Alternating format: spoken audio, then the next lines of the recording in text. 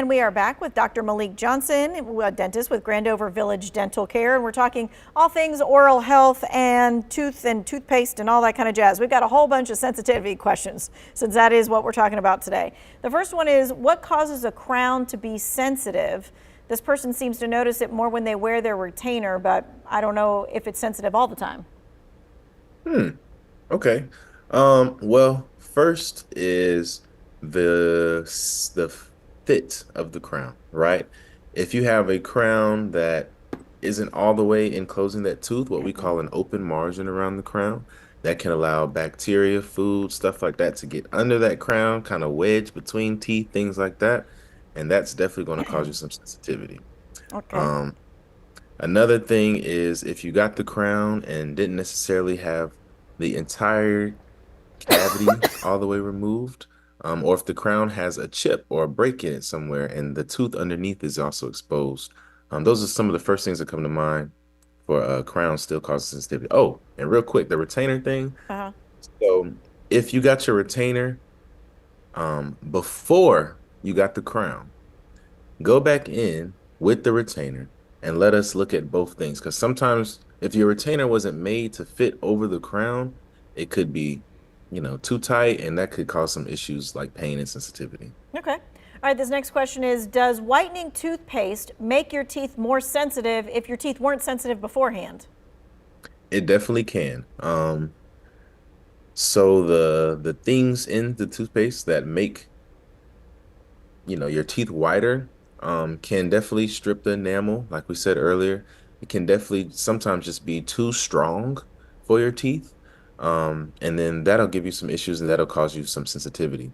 So if you're experiencing this, maybe dial back on that toothpaste. That's the extra strong, super duper white and bright toothpaste. Maybe just use it once or twice a week. Mix it in. Don't stick to just every day I'm killing my teeth with the super whitening toothpaste. Okay, gotcha. All right, the next question is, my x-rays showed no cavities, but when cold hits a certain area of my tooth, it's painful. Why is that? Mm. So it could be many things. Something I haven't mentioned today is sodas, right? Sodas, things like that will wear the enamel down from your teeth. And you might go to the dentist, we might not see a single cavity, but because of wear, from soda, sugary drinks, things like that, that cold water can cause sensitivity. Another thing is if you're one of those people who grinds their teeth throughout the day or even at night, you're also wearing that enamel, exposing more layers of your tooth, creating more sensitivity. So those are kind of, last thing too, brushing too hard. You can actually brush too hard at the gum lines and cause gum recession. And that gum recession is definitely going to be sensitive as well. Okay, that's what I do. That's what they told me. I have gum recession because I'm scrubbing too hard. So let's talk about that really quick. We need to be really light when we brush our teeth, and we don't need to be scrubbing. We need to be doing what? Circles, right? Yes. And what I tell my patients is don't think about like you had a car wash and you're scrubbing your teeth clean, right? Think about giving your teeth all individual teeth massages. Okay. Okay. Good little, not 90 minutes, obviously, but at least 90 seconds of a good tooth massage for all your happy teeth. Okay. And one last question when it comes to the sensitivity, because you've talked about gum recession, you've talked about a couple other things, the teeth whitening. What is the worst that could be going on in your mouth if your teeth are sensitive? Great question.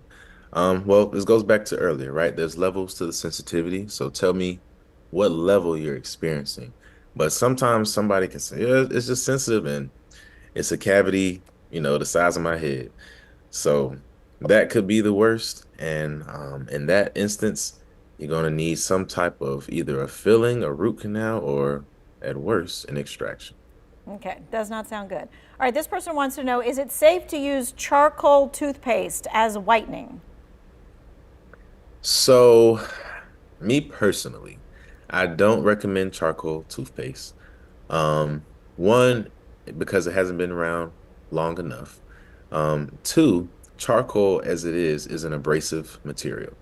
So I feel like I've said it a couple times today. Everybody's going to know, all right, I'm stripping the enamel off my teeth, right? So that charcoal is like literally rocks, you know what I'm saying?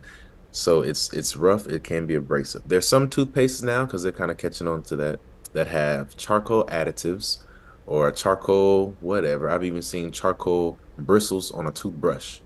Um, hmm, those are coming along a little bit better, but all in all, charcoal is an abrasive material, and it can damage your teeth if you're not giving teeth massages, but you're power scrubbing.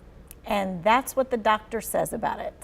Okay. All right. Dr. Johnson, hang on. We got one more segment. We want to take a quick break and get into the forecast. If you've got a question, make sure you ask it. 336-379-5775.